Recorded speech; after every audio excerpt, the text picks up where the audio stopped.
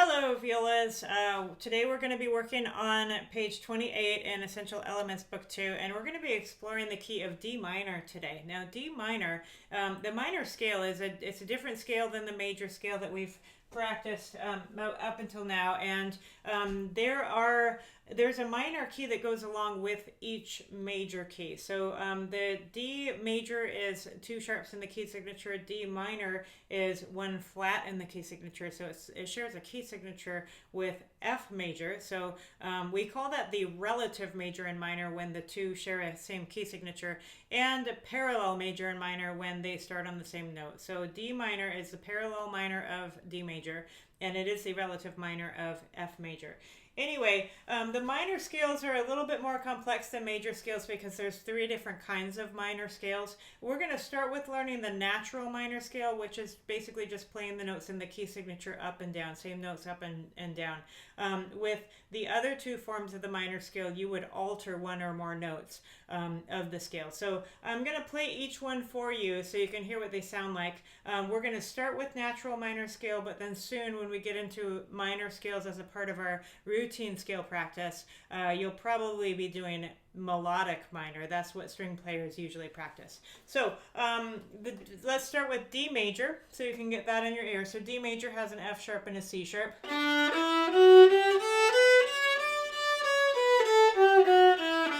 D natural minor has 1 flat, so it's a B flat, and so we have F natural, C natural, and B flat.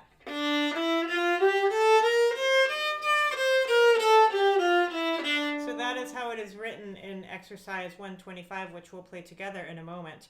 The next form of the minor scale is harmonic minor, which has the same notes except instead of C natural, you play C sharp. So you do play B flat, and then there's a step and a half to C sharp, both ascending and descending. Sounds like this.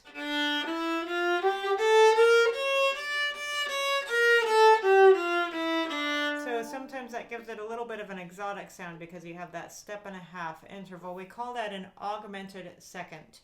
And then finally is the melodic minor, which is usually the preferred one for practice for string players. And for the melodic minor, you would play F natural as always, but then going up the scale, you would play B natural and C sharp. So you take the 6th and the 7th note of the scale and you move them up a half step. But then going down the scale, you bring them back down. So it's the same as natural minor going down, but then you have those 2 notes that are altered going up. So really the only difference between the D major scale and the ascending melodic minor scale is that F natural. It would be F sharp in major, but F natural in minor. However, going down the scale, it is the same as the natural minor scale, which has 3 notes that are different than the major scale. Hope that makes sense to you. If you don't remember all this right now, that's okay.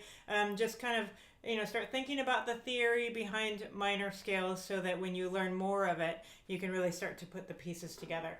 So here is the melodic minor scale.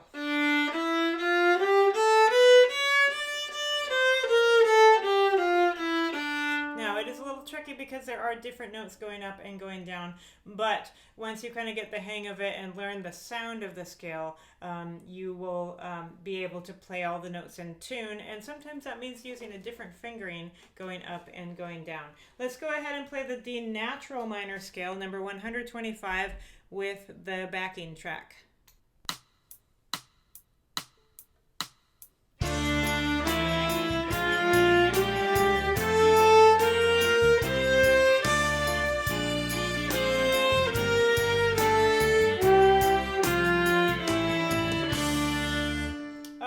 Good. And then the next one is Mahler's theme. This is from the First Symphony of Mahler. It's actually the opening of the 3rd movement. And it's really interesting how Mahler wrote this because he actually had the symphony open with a solo bass playing this melody first, and then other more layers are added in a round. So this one is meant to be played in a round. We're going to do it the first time with just the melody all together, and then I will go ahead and play it in a round with my friends from orchestra. And when I play it in a round, you're welcome to join any of the parts of the round. It really has a cool texture when you play it all together. This melody is Frere Jacques, except in a minor key. So you probably played Frere Jacques in D major before. So this is a minor variation on Frere Jacques, and it goes.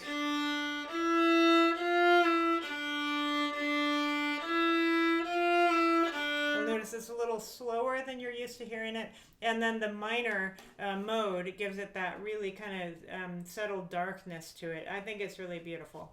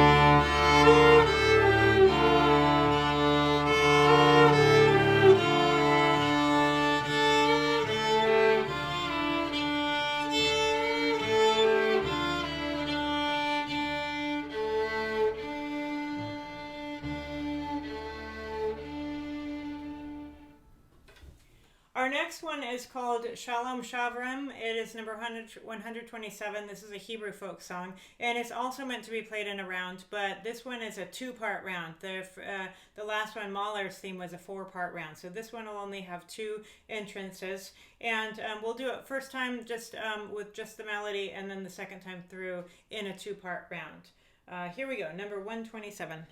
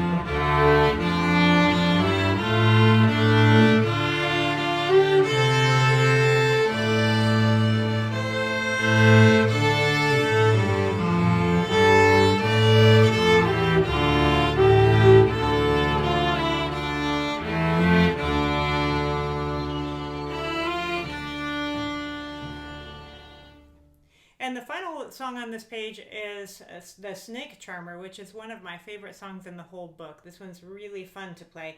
Don't forget the F naturals, nice and low second finger, and keep the notes really smooth and connected.